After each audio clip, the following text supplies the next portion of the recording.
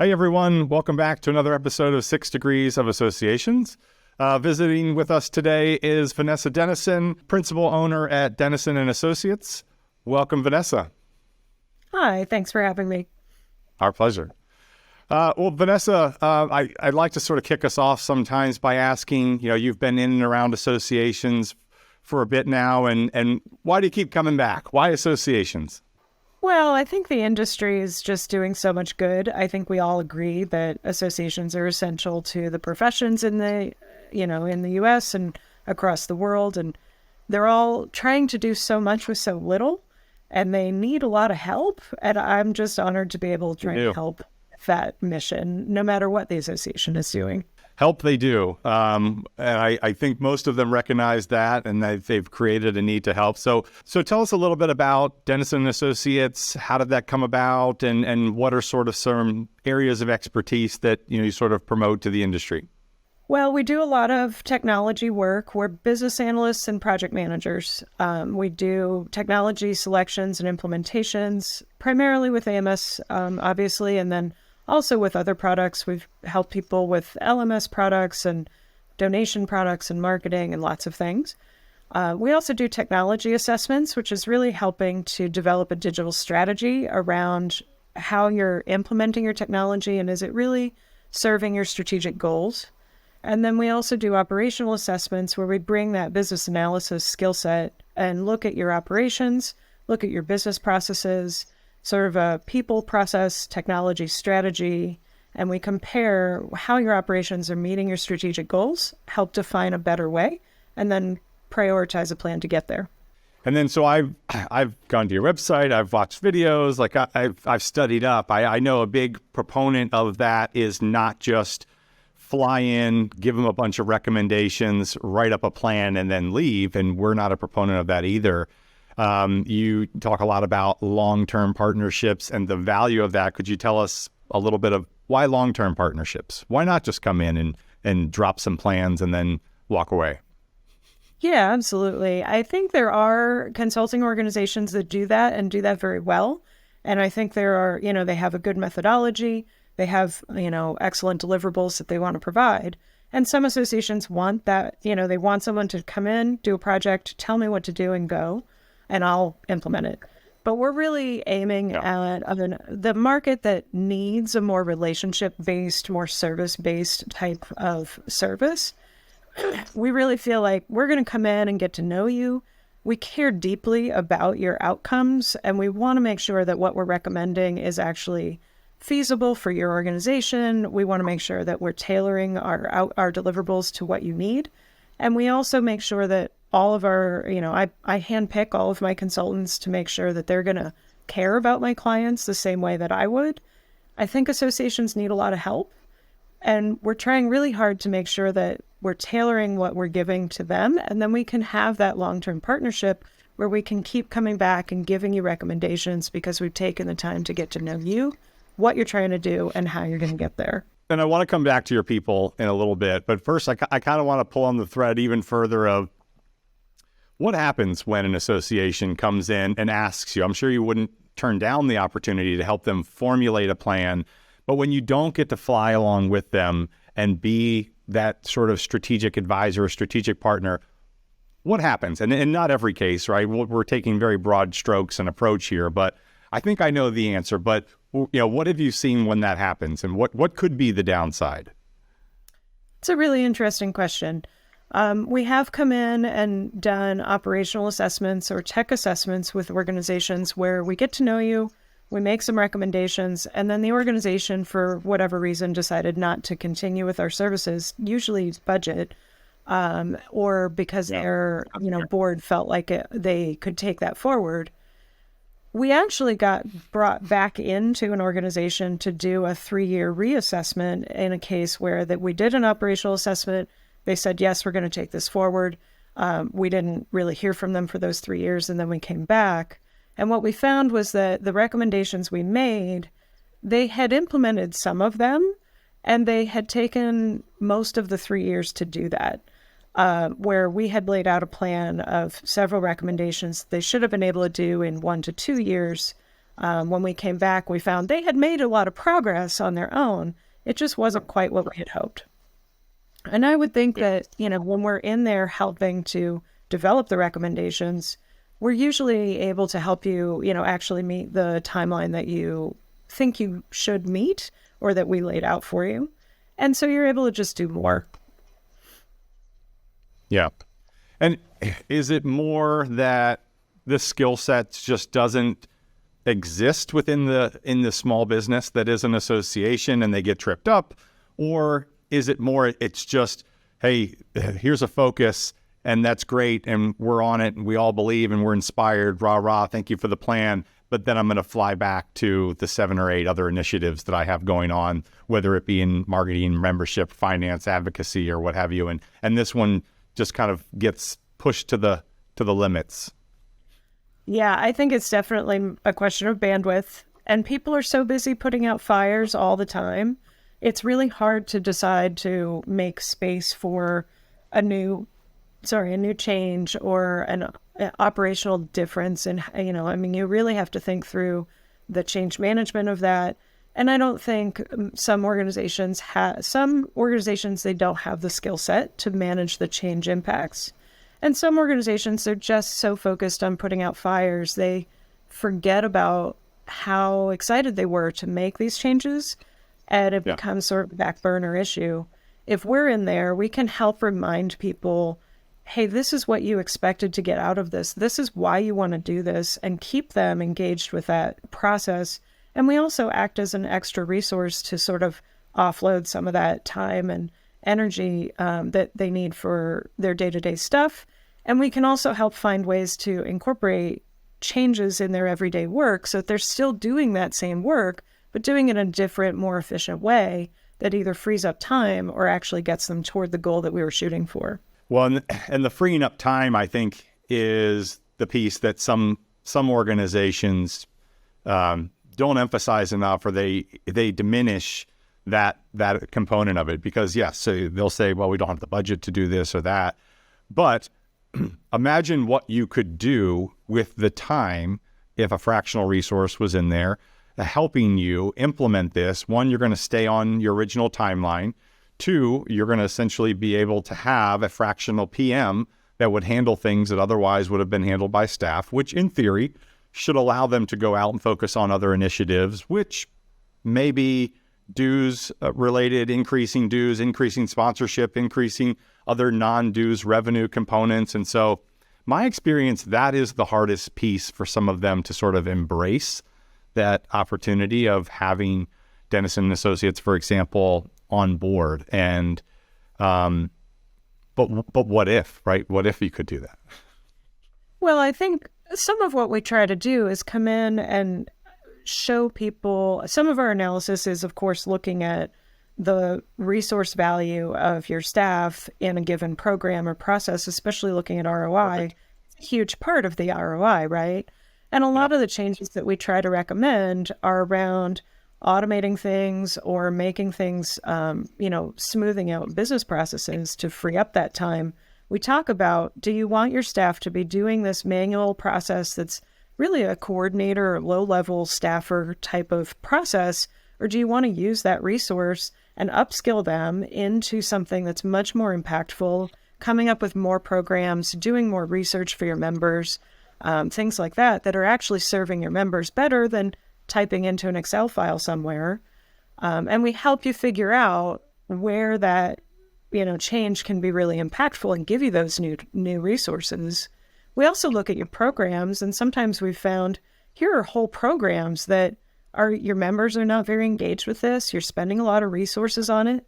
Sunset that sacred cow program and direct those resources over here and look at all the stuff you can do. And sometimes you just need to show that to your board to get them to say, yeah, that makes sense.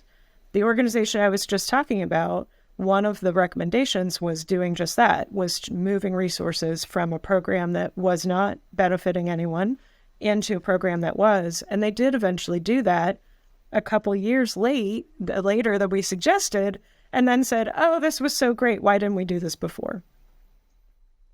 Yeah, I think that's a great service. I would imagine there's some challenges And when you're sort of pitching that concept of a change management plan to an executive team or a board, because ultimately, wouldn't they want to talk to their staff? And what's the feedback you would get from the staff? Is it, sure, I love this, or is it, I got enough on my plate? Well, I mean, there's always concern among the staff about putting more on their plate, and also around, being, if you automate my job, am I going to not be necessary anymore? And we always emphasize, we're not the hatchet people. We're not coming in to change your staffing. We're coming in to free up time so your staff can do more, be better, serve members in a more sophisticated way. We're not looking to take resources away. We're looking to make them better. Yeah, absolutely. So from the AMS piece, we talked about this a little bit before. I feel like there's this notion that nobody really likes their AMS. And you had mentioned, well, maybe some people just don't know what their AMS can do. And why is that maybe some people think they don't like their AMS? And how do you evaluate what they don't like versus what they might need?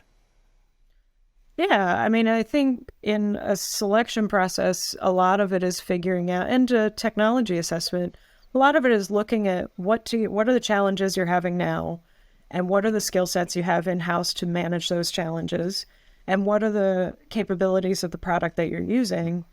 Sometimes it's just, they've had so many difficulties and the relationship with the vendor has maybe soured.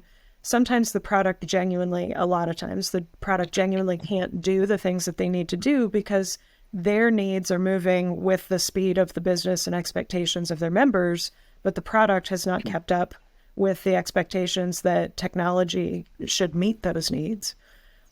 So a lot of times you just do need a newer product that has more capability or can integrate better into a more distributed ecosystem or something like that. Sometimes we find the product is actually fine and can do everything that you need, but you didn't know how to use those features. And sometimes it's just a training effort with the vendor. Sometimes it's that the relationship needs to be rehabilitated and we can sort of work with the vendor and it's almost like therapy between the vendor and the client to try and get them back to a place. And sometimes it's, the relationship or the sentiment around the product really has soured so much that even if the product can do what you need, you're never going to make people believe that. And so you do need a change.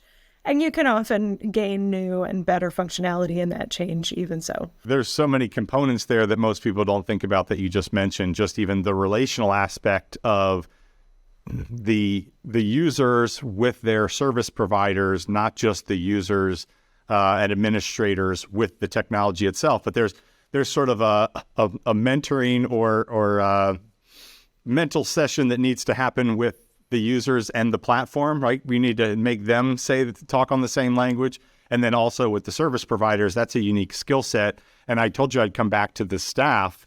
So you had mentioned you hand select these people. And so what are some of those things that you look for in somebody that's going to fit into your culture, that's going to meet the standards of Dennison Associates, knowing what you know about all these relational aspects, both technical and personal? Sure. I mean, I come from a service-oriented background where we're trying to fill the gap in the services between what technology companies in our industry used to be able to provide and what I think associations really need in order to take advantage of those products. We know that the technology ecosystem has changed and, some of the service and support has declined given the entry of, investors into the industry. So we're trying to fill that gap. And I look for people who know the industry, know the products, know the association business, and can come in and understand what you do quickly and efficiently without you having to explain, the difference between a calendar and an anniversary membership or something like that. So I want someone with that association background so we don't have to waste time. Absolutely. And then also speak the language. Right. And someone who knows the association products out there, what they can offer, what their differentiators are, in order to, be able to fit your needs into those products And in terms of the relationship, someone who understands what associations need in terms of handholding and service. I like to tell people we try to provide affordable white glove service, so that we can help make sure that I like that our term. relationship with you is also helping your relationships with your vendors, and making sure that, you're getting the support that you need in order to take advantage of your technology. My staff are all people who have come from the AMS or association world. They have that background of implementing and understanding how to fit your requirements into a product. So they can help from the technical side, but they also are people that I know really care about my clients and care about outcomes. So they can also support that relationship side. We also do a lot of work in educating on both sides, educating association staff about what is realistic to expect from their vendor, from their process, from an implementation process and support, what's realistic to expect a product to actually do, and helping them think about when it makes sense to modify their business processes, which sometimes is really what's needed. Yeah, and you specifically have, again, sort of a unique skill set and background, having worked in membership, but also database and AMS. You're perfectly well suited to be the interpreter, if you will, right? You can speak membership and you can speak technology, which is sometimes maybe the disconnect is I'm telling you something as an association person, and maybe what's being heard on the other side is seemingly the same, but there's actually a disconnect, right? Do you consider yourself a translator in that sense? Yeah, I mean, that's actually a great point. We are business analysts first and foremost, and that is the role of a business analyst. Business analysis is not a well understood discipline. It's relatively new in the last 25 years or so, and we're not well known, but our job is to understand business and understand the goal and the outcome that you need or the technology that you're moving into, and translate from what you think you need to what is actually going to make that happen. So yes, we absolutely do that. And most of my staff are people who have worked both in associations and for association technology vendors. So they understand both sides of that and can speak technically enough for the developers to understand what they need, and can also understand the business lines and the functional needs of the association as well. That's such a good point. And one of the things that made me excited about bringing you on the show is I just felt like this was such a gap in a need, because as you mentioned, right, there's been a lot of consolidation in the AMS market, and the technology itself, regardless of what they do with the pricing, we both shared the level of service has maybe taken a back seat a little bit and taken a step back and degraded slightly. And so you're left with a more robust product led by technology-focused individuals. Again, I'm taking very broad strokes, and I'm not trying to dig on the AMS specifically here necessarily. But what's left is what was a very high level of service. You see that go down, this goes up, and so you have a bigger gap. And so you're either going to perceive that as this is a bad relationship, this is a bad piece of technology, but the gap that you're sort of filling with Dennison Associates is we can be the supplemental service and advisor to your technology to make sure on the front end you have the right thing, and an ongoing basis you're experiencing the level of service that you need. Because you're right, the association can't do it by themselves, right? Yeah, you make a really interesting point about people feel like the service that they're getting from the technology vendor is not sufficient or not what they need now, where they, that the impression of support is going down. It certainly is. I think, what's happened is we've had investors come in to our technology companies. Our technology companies used to, provide the product and the services to implement. And that whole system has sort of separated into professional software companies that have a different goal than what those original, more family-owned businesses did. And their goal is to sell and develop good software And that's good for our industry because that investment is bringing some of those products up to a higher level and providing more robust functionality. But it is harder to implement that without the level of service that they have cut out of their business model necessarily because they're professional software companies, not service companies. And I think organizations like mine are trying to fill that gap on the services side now, where the services are not provided by the technology company. We can come in and provide that expertise to help with the implementation and smooth things out, sort of becoming that application manager idea during the implementation and then helping your staff take over that role effectively going forward, and understanding what is realistic to expect from this newer kind of technology company. Right.